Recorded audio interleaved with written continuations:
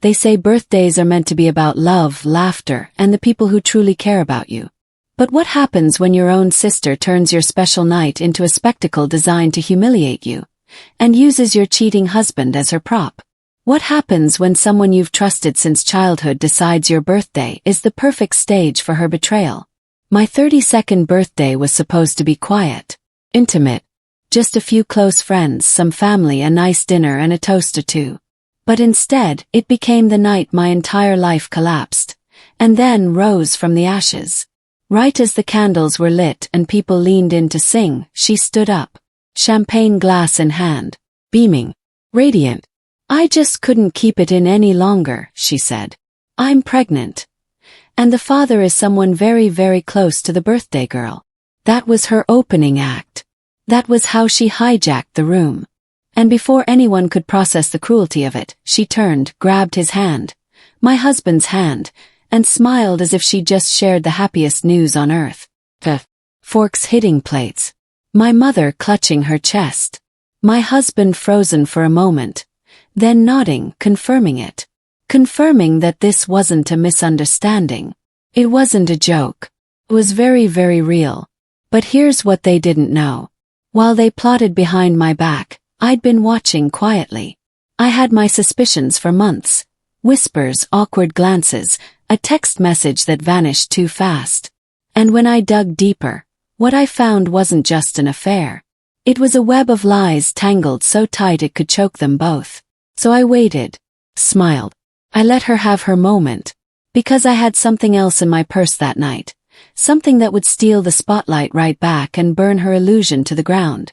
And before this story ends, you're going to hear everything.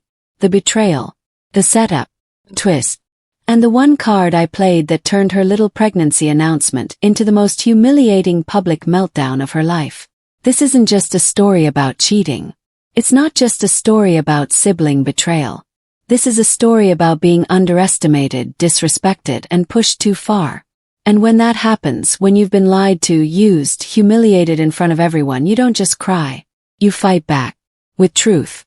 With proof. With a plan so cold it makes their betrayal look like child's play. Welcome to Judgy Tales, where real stories hit hard, and the judgment isn't just emotional. It's earned. If you're new here, this is where we dive deep into shocking real-life drama pulled straight from the threads of confession, chaos, and justice. Family meltdowns, toxic relationships, twisted revenge. Nothing is too wild, too raw, or too real for this channel. So if you're the kind of person who doesn't just listen to drama, but dissects it. If you've ever said, "I wouldn't have let that slide," or "she should have exposed him right then and there," you're in the right place. Because tonight's tale is more than a birthday gone wrong. It's the moment my sister made the biggest mistake of her life. And I made sure everyone in the room knew it. Let's begin. I've never been the kind of person who craves attention. Growing up, I was the quiet one, the responsible daughter, the one who followed the rules, the one who blended into the background. I didn't need the spotlight, didn't care for loud parties, and always preferred a night with a good book over a crowded room full of noise and drama. But this year I decided to do something different. Turning 30 felt monumental, like a chapter was closing and a new one was about to begin. After everything I'd been through this past year, a painful breakup, a major promotion at work, and a life-changing decision that no one else knew about, I figured I deserved one night to celebrate. My name is Melissa. I'm 29, well now officially 30, and I live in Austin, Texas. I'm the eldest of two daughters in a middle-class, traditional family. My dad is a structural engineer, my mom is a retired high school teacher. They're both hard-working people who always emphasized achievement, discipline, and presenting a good face to the world. And I followed that blueprint. I went to college, graduated top of my class, landed a solid job at a financial consulting firm, and now I'm a department director. I bought my first house at 28. Plan everything. Save. Hustle. I work 50+ hours a week. I'm the responsible one. And then there's Lily, my younger sister, 3 years my junior, and the complete opposite of me in almost every way. Lily has always been the wild child. Pretty one. The funny one. The one people gravitated toward. As kids, I'd sit quietly in a corner with a book while she danced across the living room, making everyone laugh with silly impressions and dramatic stories. At first, I admired her charm. But it didn't take long for me to realize how easily she could steal the spotlight, intentionally or not. I remember one time I came home proud after being selected for the district honors team. I handed the certificate to my parents, only for Lily to conveniently fall down the stairs that very night. The rest of the evening revolved around her. Her bruises, her drama, her tears. No one ever even asked about my certificate. It became a pattern I couldn't ignore. As we got older, the contrast between us only grew sharper. While I stayed on a straight path, school, career, financial independence, Lily bounced from one thing to the next. She dropped out of college after one semester because she didn't feel inspired. She dabbled in jobs here and there. Coffee shops, yoga studios, hair salons. She'd start something, get bored, quit. Rinse and repeat. She often struggled financially, and more than once I stepped in to help, paid off her credit card debt, co-signed her lease, even gave her money to get her car fixed. Did she ever thank me? Not once. To her, it was like the world owed her something. She always expected someone, usually me or our parents, to pick up the pieces. And my parents, oh, they definitely enabled her. They never stopped saying, she's just finding her way, or she's more sensitive than you. My mother constantly reminded me, you're the big sister. Be patient. Be the example. And so I did. I swallowed my pride, bit my tongue, and gave more than I should have, always hoping that maybe, just maybe, Lily would change. But she didn't. Every major moment of my life somehow got eclipsed by Lily. When I bought my house, the family barely blinked. That same day, they found out Lily had a new boyfriend, and suddenly the conversation revolved around how this one seemed different. When I got promoted at work, my mom simply said, "That's great. Can you help Lily redo her resume?" Even at Thanksgiving last year, I brought my famous homemade pie, and all anyone talked about was how Lily just got dumped and needed emotional support. It was exhausting, demoralizing. And over time I started pulling away. I stopped going to every family dinner, stopped sharing the little victories in my life, stopped trying so hard to be heard. But still, despite all of it, I kept a thread of connection. I didn't want to be the cold, distant sister. I still sent Lily job listings I thought she might like. I still invited her out for coffee. I still replied when she texted, even when she ignored me for weeks at a time. Then, a little over 2 years ago, I met Ryan. Ryan is an anesthesiologist. Kind, steady, and completely unlike anyone I'd dated before. We met on a dating app. Yes, I know, surprising, but from the first date something clicked. He respected me. He listened. He admired my drive but never made me feel like I had to prove myself. In the 2 years we've been together, Ryan became my anchor. He saw my worth in ways I didn't even see myself. And earlier this year we decided to take the next step. We got engaged. But we didn't tell anyone. Not yet. Ryan and I agreed that we wanted a little time to ourselves before making any big announcements. A quiet season where we could enjoy the engagement without questions, pressure, or judgment. We planned to tell my family soon, but not yet. Oh, and one more thing. I was pregnant. That secret felt even bigger, even more delicate. I didn't plan to be a mom this soon. Honestly, I wasn't sure I ever wanted to be a mom. I had always prioritized my career, my independence, and to be honest, I wasn't sure I had the nurturing gene. But life has a way of surprising you. And when I found out, I cried. Blah. I was terrified, thrilled, overwhelmed, and somehow peaceful. For the first time, I felt like I was about to become whole. It wasn't just about the baby. It was about becoming the version of me I never thought I'd be strong enough to become. I kept the pregnancy to myself for the first trimester. I didn't even tell my closest friends until I was 13 weeks in. And when I finally did, it felt magical. Everyone was so happy for me, so supportive, so genuinely thrilled. And it made me think maybe I deserve to have a moment that's just mine. Just once. So I started planning a birthday party. Not just any party, my 30th birthday party. I reserved a rooftop restaurant downtown with a stunning view of the city skyline. I hand-picked a curated dinner menu, designed little party favors for the guests, and even arranged the seating chart. I invited 25 people, close friends, some work colleagues, family members, and of course Lily. I imagined the evening perfectly. Candlelight, laughter, glasses clinking, and a short thank you speech at the end where I'd express my gratitude. And maybe tease that big things were coming soon. I wasn't sure I'd announce the pregnancy that night. But the engagement, that felt like a moment worth sharing. I sent out formal invites. I followed up with texts. I coordinated with the restaurant manager like it was my wedding. I wanted everything to be perfect. Not extravagant, not flashy, just mine. A few days before the party, Lily finally texted me back. Probably gonna make it. That was all she said. No emoji. No happy early birthday. Just probably. Classic Lily. I didn't push. I was used to her being unpredictable. She showed up great. If not, that was fine too. But she did show up. And not alone. What happened that night was not just unexpected. It was calculated. A storm I didn't see coming. A hijacking of my moment that felt so familiar and yet so devastating that it took me a few seconds to process what was even happening. Lily walked into my party, stole the spotlight, and dropped a bombshell that left the entire room gasping. But what she didn't know was, I was holding one of my own. And this time I wasn't going to stay silent. The night started beautifully. The sun was just beginning to set, casting a golden hue over the Austin skyline. The rooftop restaurant buzzed with soft jazz, warm light, and the clinking of glasses.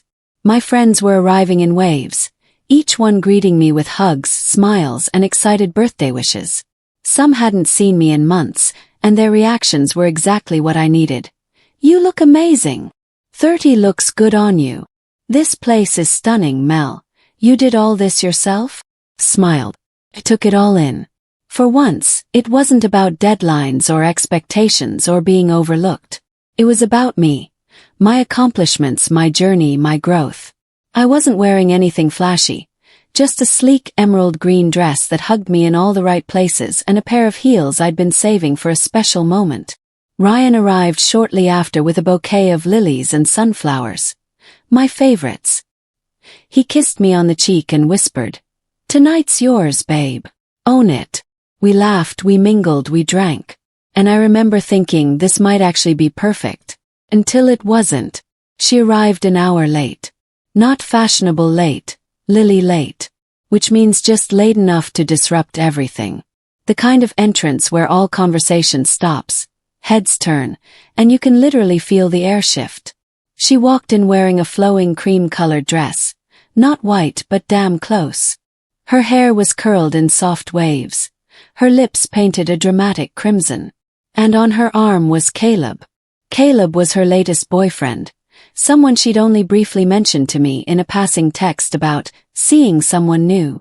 I didn't even know his name until that moment. But more importantly, no one had invited Caleb. This was a curated guest list. An intimate dinner. And yet, here she was, dragging a stranger into my night like it was just another casual Friday. I forced a smile. "Hey, glad you could make it." She barely made eye contact. "Of course," she said, like the idea of missing my party was unthinkable. Then, gesturing to Caleb, she added, "I hope it's okay I brought him. We were together and, you know how traffic is." I didn't answer. I just turned to a waiter and asked for 2 more chairs to be added to the table. The seating arrangement I'd so carefully crafted. Ruined. The balance of energy. Shifted. I took a deep breath and reminded myself. It's just Lily. Don't let her ruin this. Dinner was served. Conversations picked back up. People drank wine, laughed over shared stories, commented on how perfectly the appetizers were plated. For a moment it felt salvageable. Then Lily started talking. First it was harmless.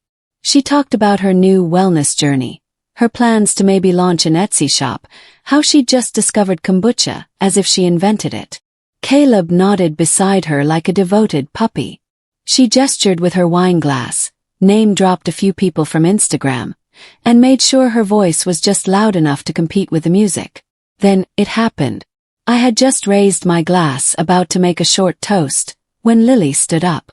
Literally stood up. No warning, no segue, no pause for breath. Just stood. "Hey everyone," she said, tapping her glass with her knife. "Sorry to interrupt, but I have some really exciting news." My heart dropped. "Oh. No. She wouldn't." Ryan grabbed my hand under the table. His grip tightened. He knew. He knew what was about to come. Lily beamed. "Caleb and I. We're having a baby." There was a beat of silence. Then gasp. "Ears." Someone shouted. "No way." Another person clapped. Caleb looked sheepishly proud. Lily placed her hand on her belly, which I now realized had been carefully concealed under that flowing dress, and gave a coy little smile like she'd just announced she'd won the lottery. My entire body went cold. I didn't hear the congratulations. I didn't hear the "Oh my God, Lily, really?" Or the "When did you find out?" Or the "That's amazing." All I heard was static. Like someone had turned the volume of the room down and left me inside a vacuum of betrayal. This was my birthday. My party. My carefully crafted, hard-earned, rare moment to be celebrated. And she, my sister, hijacked it with a pregnancy announcement that, frankly, felt intentional. And not just intentional. Strategic. Because here's what no one at the table knew. Lily had done this before. 3 years ago, during my housewarming party, she faked a panic attack because her ex had texted her, drawing every guest into a spiral of concern while I cleaned up solo. At my graduation dinner, she showed up drunk and loudly accused her then-boyfriend of cheating, turning the entire evening into a breakup saga. Every milestone of mine she found a way to derail, to reclaim the spotlight. But this was next level. She didn't just draw attention. She detonated a social bomb right in the middle of my event. And everyone fell for it. People were toasting her. Servers brought extra champagne. My friends, some of whom barely knew her, were hugging her and cooing over the future baby. And I sat there, smiling like a damn statue, my teeth clenched so tight I could feel a headache coming on. Ryan leaned in and whispered, "Do you want to leave?" I shook my head. "No," I whispered back. "She doesn't get to take this." He looked at me with so much love it hurt. He nodded. He knew I wasn't going to go down like that. Lily, meanwhile, had settled back into her seat like nothing had happened. Like this wasn't the third time she'd made something that was supposed to be mine. All about her. And then she had the audacity to lean toward me and say, "Sorry for stealing your thunder, sis. But you know how life is, right? Timing is everything." I turned to her slowly. "Yeah," I said. "It really is." I don't know what came over me in that moment. Maybe it was years of resentment bubbling to the surface. Maybe it was the fact that for once, I was tired of playing the bigger person.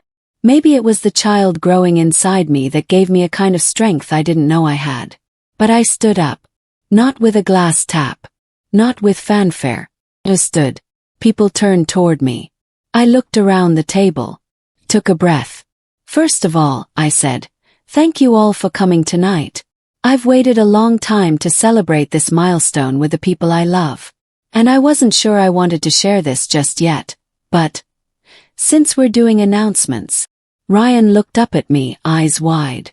I reached down, took his hand, and pulled him up beside me. "We're engaged," I said. Gasps again. More cheers. Laughter. Clapping. A few people shouted, "Finally." And I knew it. Someone asked to see the ring. And then, once the noise settled, I added, "And there's one more thing." I placed Ryan's hand gently on my stomach. "We're expecting." Silence. Then the room exploded. More screams. More applause. People were crying. One of my college friends literally stood and hugged me like I'd just announced I cured cancer. Even the waiter mouthed "Congrats" as he walked by with another round of drinks. And Lily looked like she'd been slapped across the face with a cold fish. Her smile dropped. Caleb blinked, confused. She leaned back in her chair, eyes narrowed, lips pursed. Wow, she said, loud enough for people to hear. Way to upstage me on my news. I turned to her. You mean my birthday? Said. My night. The one you hijacked with your surprise announcement. I figured I'd follow the new format. She blinked. Her mouth opened and closed like a fish gasping for air. No words. I didn't wait for a response. I walked around the table, hugging my friends, letting them ask questions, letting them celebrate with me. For the first time in my life, I didn't feel like an extra in my own story. Felt seen. Felt powerful. I felt like the woman I'd fought so hard to become. And somewhere behind me Lily sat. Silent. Seething. No longer the star of the show. If the night had ended there, with the double pregnancy reveal, the shocked gasps, the tight-lipped smile on Lily's face, it probably would have already been unforgettable. Story to tell. A memory I could either laugh or cry about, depending on the wine I was drinking. But life, especially life with Lily, never stops at one twist. After my announcement, the mood shifted. Guests were buzzing, glasses clinked, and everyone seemed to swarm toward me and Ryan. My closest friends formed a circle around us, asking every question imaginable. When did he propose? How far along are you? Is it a boy or a girl? And the one that kept coming up. Did Lily know? I laughed the first few times. No, she didn't. We wanted to keep it quiet until today. It was true. I hadn't told anyone in my family. Partly out of caution. Mostly out of, well, Lily. From across the room, I could feel her eyes burning into my back like daggers. And when I glanced over, there she was. Arms crossed, mouth tight, body tense. Caleb leaned in to whisper something, probably trying to be comforting, but she pulled away. She wasn't having it. And that's when I knew. She wasn't done. I tried to ignore it. Smiled. I mingled. I thought maybe, just maybe, she'd simmer down and let the evening end without another performance. But that would have been giving her too much credit. Because right as dessert was being served, a beautiful tiered lemon cake I'd specially ordered from a local bakery, Lily stood up again. Twice in one night. You'd think after the first bombshell she might sit this one out. But no. Lily thrived on attention. And when she felt it slipping through her fingers, she'd do whatever it took to snatch it back. She cleared her throat and tapped her fork on her wine glass. Again, people turned. A little more hesitantly this time. Sorry everyone, she said, smiling thinly. I just wanted to say one more thing. I braced myself. Ryan reached for my hand under the table. Again. I know tonight is supposed to be about Melissa, she continued, and her surprise announcements. Her tone on the word surprise was acidic, like I'd somehow betrayed her by speaking. But, since we're all here as a family, and since we're both starting new chapters. I paused, and then she smiled. We're getting married too. There was a stunned silence. Not the excited, gasping kind from earlier. Just confusion. People glanced at each other. No clapping. Just blinking. Lily held up her left hand. On her finger was a gold ring. Thin band. Small diamond. One I hadn't noticed earlier. Possibly because it hadn't been there earlier. Someone near her, one of her old high school friends, murmured, Wait, are you engaged? Lily laughed. Well, not officially, yet. But Caleb and I have talked, and we've agreed that this is it. We're ready to start our life together. Right, babe. Caleb, who looked like someone had just doused him with cold water, blinked. Yeah. Totally. Totally. You could hear the lack of conviction in his voice. It was uncomfortable. The kind of awkward that makes your skin itch. A couple of people shifted in their seats. I saw my best friend Rachel mouth the words, "Is this happening?" to her boyfriend. And still, Lily kept smiling, like this was the grand romantic moment everyone had been waiting for. Only, no one reacted. No one stood up to toast her. No one clapped. Even my parents, who had been slow to react earlier, just kind of sat there, frozen. My mom finally said, Lily, you're saying you're engaged? And Lily beamed. Well, not with a ring yet. But it's happening. We've decided. I stared at her. Not because I was shocked, but because I realized something. This wasn't just about reclaiming attention. This was about one-upping me. Again. Pregnancy wasn't enough. She had to match me. Engagement wasn't enough. She had to beat me to the punch, even if it meant forcing a fake proposal out of a guy she barely knew. And Caleb looked like he wanted to disappear. I stood up slowly. Lily, I said, are you seriously announcing a future engagement at my birthday dinner? Again, right after hijacking the night with your pregnancy announcement?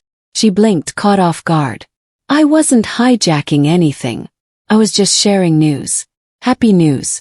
You're not the only one with something to celebrate. I stepped forward. You know what, Lily? You're right. You do deserve to celebrate. But it's not lost on anyone here that you waited until after I announced my engagement and pregnancy to suddenly drop another surprise. One that even Caleb doesn't look prepared for. She turned to Caleb, eyes wide. You're prepared, right? Caleb looked like he'd swallowed a fly. We talked about maybe, at some point. Dead silence. I didn't even need to say anything else. The air was thick with discomfort. The tension was real. Every guest could feel it now. The unraveling, the desperation, the performance. And then it happened. The twist I never expected. The moment everything truly snapped. Caleb turned to me. I'm sorry, he said. Loud. In front of everyone. And blinked. For what? He took a breath. Looked at Lily. Then looked at me. For what I have to say. And then he said it. I didn't want to come here tonight. I didn't even know this was your birthday party. Lily told me it was a casual dinner with family. I didn't even know she was pregnant until 2 days ago. And I definitely never proposed. You could hear a pin drop. Lily's face turned ghost white. She hissed. Caleb. Up. But he didn't. He kept going. I've only been dating her for a month. 1 month. We've had fun, but I never said we were serious. And when she told me she was pregnant, I was confused. Because, well, he paused again. And this time his voice was low, almost ashamed. Because she told me she was still seeing her ex 2 weeks ago. Literal gasp. I saw my uncle lean back in his chair like he'd just witnessed a car crash. Lily shot up. You're lying. Caleb turned to her. Am I? You told me it was complicated. That your ex was still around. I didn't even know if I was the father. And then you dragged me here and called me your fiancé. Lily was shaking now. Visibly. Her whole body vibrating with rage or humiliation or both. You asshole, she screamed. You ruined everything. She turned to me. And you've always wanted to humiliate me. You've always made me feel small. I just wanted one damn night where I didn't feel like the loser sister for once. And there it was. The truth. The raw, ugly, blistering truth that had been hiding under the surface for years. This wasn't about pregnancy. This wasn't about love. This was about resentment, jealousy, a lifetime of comparisons and shadows and silence. I looked at her, and for the first time in my life, I didn't feel anger. Felt sadness. Lily, I said softly. You didn't have to compete with me. You chose to. Her lips quivered. Her mascara had smudged. She looked around, realizing, finally, that the audience she'd hoped would cheer was now staring at her in pity. Caleb took a step back. I think I should go. No one stopped him. He left.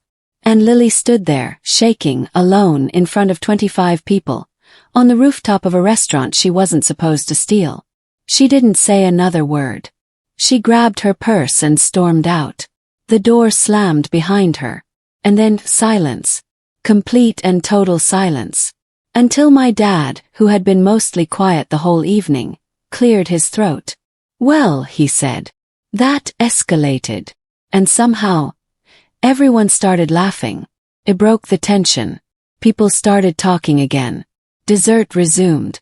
Wine flowed. Jokes were made. Someone even raised a toast. To plot twists. I just sat down, leaned into Ryan's chest, and exhaled. I hadn't planned on any of this. Not the announcements, not the battle, not the reveal. But what I'd gotten was clarity. For the first time ever, people saw Lily for who she truly was. And me. I finally stopped trying to prove I deserved the spotlight. Because I didn't need it. I already had everything I needed. After Lily stormed out of the rooftop restaurant, leaving behind a stunned crowd, smeared mascara, and a collapsing fantasy of love, marriage, and pregnancy, the night didn't just return to normal. It transformed. The tension that had lingered like thick smoke all evening lifted as if someone had opened a window. People were talking again, laughing even. But under the surface, there was something else brewing. Not chaos, not shock, just clarity. And me. I wasn't angry anymore. I was done. Done with the emotional labor. Done walking on eggshells. Done excusing decades of manipulation, gaslighting, and emotional landmines disguised as Lily being Lily. For the first time, I didn't feel guilty for outshining her. I didn't feel bad for finally standing in my own light. But the story wasn't finished. Because the thing about toxic people is, they rarely leave quietly. And Lily, true to form, wasn't going to go down without trying to drag me with her. The next morning I woke up to 3 missed calls from my mother, 2 from my aunt, and a long unhinged text from Lily that read like a soap opera monologue gone off the rails. "I hope you're happy," she wrote. "You embarrassed me in front of everyone. You humiliated me. You've always wanted me to look like the screw-up. You've been jealous of me your whole life and now you're using your baby and your doctor fiancé to make me look like trash. You stole my moment. Again. You're a cold-hearted bitch." There was more. A lot more. Paragraphs of projection. Invented offenses from 10 years ago. Claims that I manipulated Caleb into turning on her. And this part made me laugh. A threat that she was going to tell everyone that Ryan isn't really that great, and that I've trapped him with the baby. I didn't reply. I forwarded the message to Ryan and added one line. "Still think I'm overreacting?" He wrote back, "That's next-level villain arc." I knew she'd be spiraling. I just didn't realize how far she'd go. Because by noon she'd started posting on Facebook.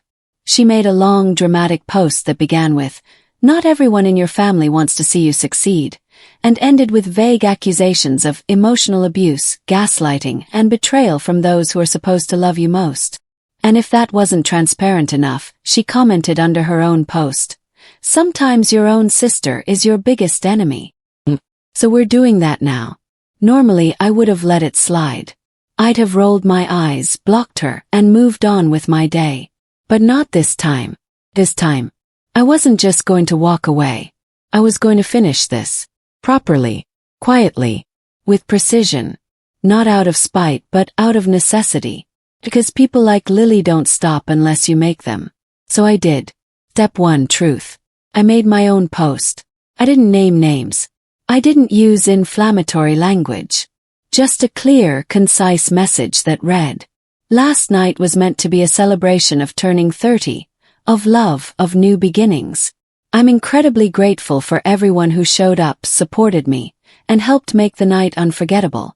For those who witnessed a bit more drama than expected, thank you for your grace. Family can be complicated. But moving forward, I choose peace, boundaries, and protecting the life I'm building." Got over 300 reactions. Comments poured in. Supportive, kind, and more importantly, curious. People started piecing things together on their own. I didn't have to say a word about Lily. She'd already outed herself. Up to distance. I blocked her on every platform. Phone, text, email, social.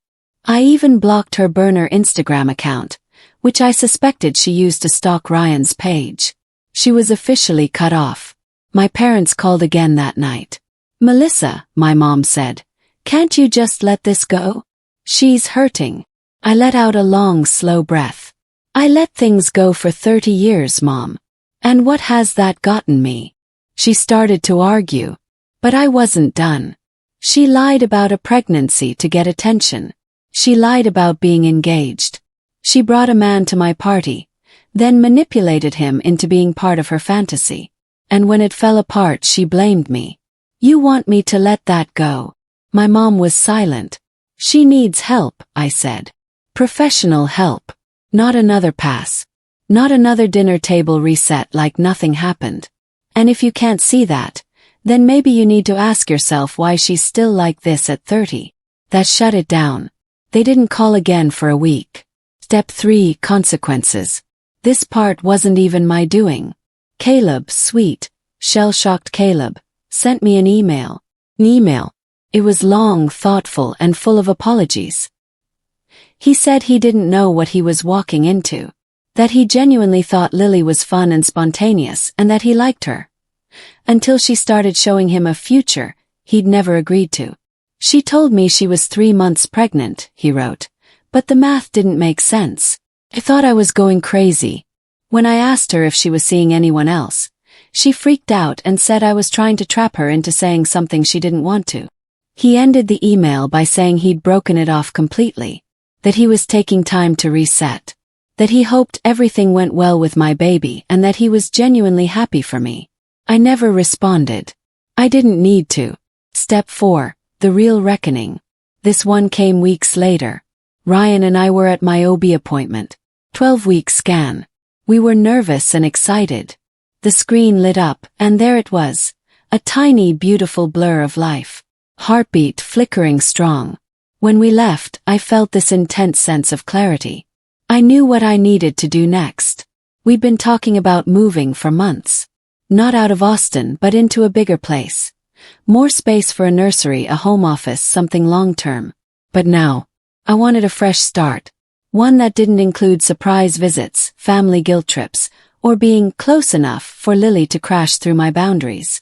So I made the call. We sold the house. Found a new one outside of town, in a quiet neighborhood with trees, a backyard and space.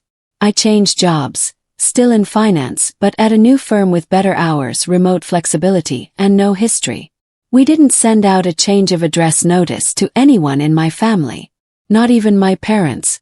I told them the next time they visited Austin, we could meet at a restaurant. Boundaries. Finally enforced. Lily eventually tried reaching out again. Through a mutual cousin, through a passive-aggressive Instagram comment left on one of Ryan's photos, even through a fake account pretending to be someone looking for a babysitter. But I never responded. I was done reacting. That was the real retaliation. The one she never saw coming. Not screaming. Not exposing her. Just removing her completely. Because when someone feeds off drama, the worst thing you can do to them isn't yelling. It's silence. And in that silence I flourished. Our baby, my baby, was born 7 months later. Healthy, beautiful, perfect.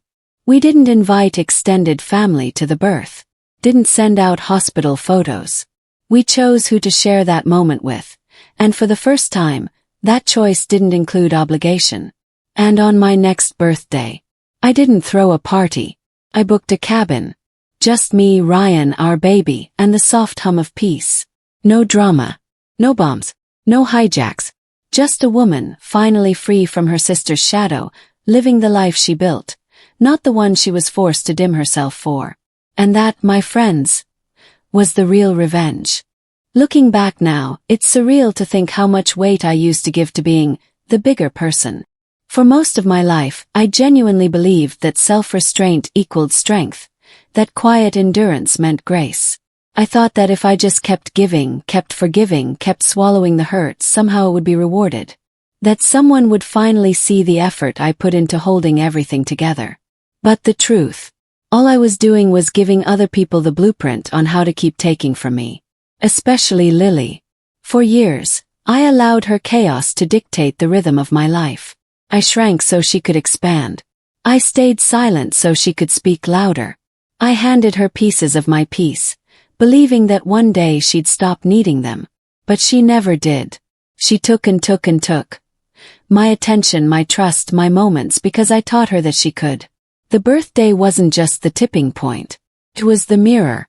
The moment where I saw myself not as the strong older sister who was holding the family together, but as a woman quietly unraveling under the weight of someone else's instability.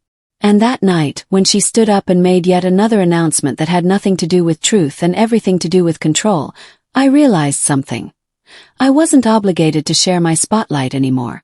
In fact, I wasn't obligated to share anything with someone who couldn't respect boundaries, honesty, or basic human decency. That clarity changed everything. It wasn't about revenge. It wasn't about showing Lily up or winning some unspoken sibling rivalry. The moment I stood up and shared my truth, not out of competition, but from a place of self-honor, that was the moment I reclaimed my story. And in the days and weeks that followed, when she tried to twist the narrative, paint herself the victim, and manipulate people into her camp of sympathy, I didn't fight back. I didn't need to. Because people can sense the truth when it's spoken with calm, unwavering conviction. They feel the difference between drama and dignity. And more importantly, I felt it. That's the real lesson here. Sometimes the most powerful thing you can do isn't retaliate. It's disconnect. Sometimes protecting your peace means burning bridges. Not out of spite, but out of necessity. Because you finally understand that some relationships only survive on your silence, your guilt, your self-sacrifice. And once you stop offering those things, the relationship reveals itself for what it always was. One-sided. I wish I could say that cutting Lily off brought me instant peace. But the truth is, grief has many faces. I grieved the relationship I thought I had with her. I grieved the sisterhood I always hoped would eventually grow into something healthy and mutual. I grieved the image of a family that could come together without drama or damage. And that grieving, it's real. It's heavy. But it's also healing. 'Cause grief makes space. Clears the noise. And into that space I began building something new. A life where I could choose who had access to me. A home filled with joy that wasn't interrupted by the sound of walking on eggshells.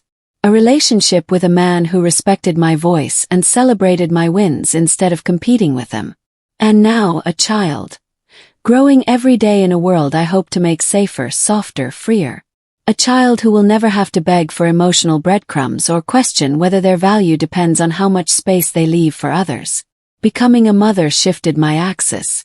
Suddenly, every decision, every boundary, every truth I chose to speak, it wasn't just about me anymore. It was about who I wanted to be for them. What kind of example I wanted to set. And one thing was crystal clear. I never wanted them to see being kind as the same thing as being used. So I let go of what no longer fit. I stopped apologizing for needing respect. I stopped shrinking in rooms where I had every right to stand tall. I stopped pretending that family means forever, no matter the cost. Because sometimes, blood isn't thicker than boundaries. Sometimes, love isn't enough when it's built on manipulation. And sometimes, choosing yourself isn't selfish. It's survival. I know there are people watching this who know exactly what I mean. You have your own Lily. Maybe it's a sibling, a parent, a partner, a friend. Someone who constantly walks into your joy carrying scissors. Someone who turns every spotlight into a mirror, demanding to be seen above all else. Someone who claims to love you but only shows up when it benefits them. If that's you, hear me now. You are allowed to walk away. You are allowed to stop answering the phone. You are allowed to say, I love you but I don't trust you. You are allowed to choose peace over loyalty. You are allowed to live a life that doesn't revolve around managing someone else's dysfunction. And no, you don't owe anyone an explanation. Not even family. That birthday changed me. Not because of what Lily did, but because of what I finally did in response. I stood up for myself. I shared my joy without permission. I stopped editing my happiness to make others more comfortable. And once I did, the right people stayed. The wrong ones exposed themselves. Now, when I blow out candles, it's not with a wish to be seen. It's not with hope that my sister will finally grow up or that my parents will finally hold her accountable. It's with gratitude for the people who already see me, for the life I've built by refusing to settle, and for the quiet, unshakable knowledge that I no longer have to compete for love. I am the love, and I give it to myself first. So, to anyone who's still waiting for that big moment, for the courage to break the cycle, to walk away, to reclaim their voice, just know, the moment isn't coming. You are the moment. You create it. And when you do, there's no need for revenge. Because living fully, freely, and authentically is the best revenge. If this story hit you right in the gut, or made you think twice about the people you allow into your peace, then don't let it end here. Stories like this aren't just drama. They're reflections of real emotional battles people face every day. Maybe you've lived through a moment where someone tried to steal your spotlight. Maybe you've been the one holding it together while someone else kept tearing it down. And maybe, just maybe, you're ready to choose peace over pleasing. If that sounds like you, then you're exactly the kind of listener this channel is built for. At Judgy Tales, we dive into the raw, messy, unfiltered truth behind family betrayals, toxic relationships, power moves, and hard-earned lessons. We don't just tell stories. We reflect, we judge, and we grow from them together. So if this story gave you something to think about, or even just made you feel a little more seen, do me a favor. Hit that like button, subscribe to the channel, and turn on the notification bell so you never miss a twist, a truth bomb, or a tale of twisted justice that deserves to be heard. Because sometimes the best revenge isn't loud. It's healing. And here we believe every story has something to teach us, especially the ones that leave scars. Ear listen. Balance scale judge. Speech balloon, and don't forget to share your thoughts in the comments. We read them all. See you in the next story.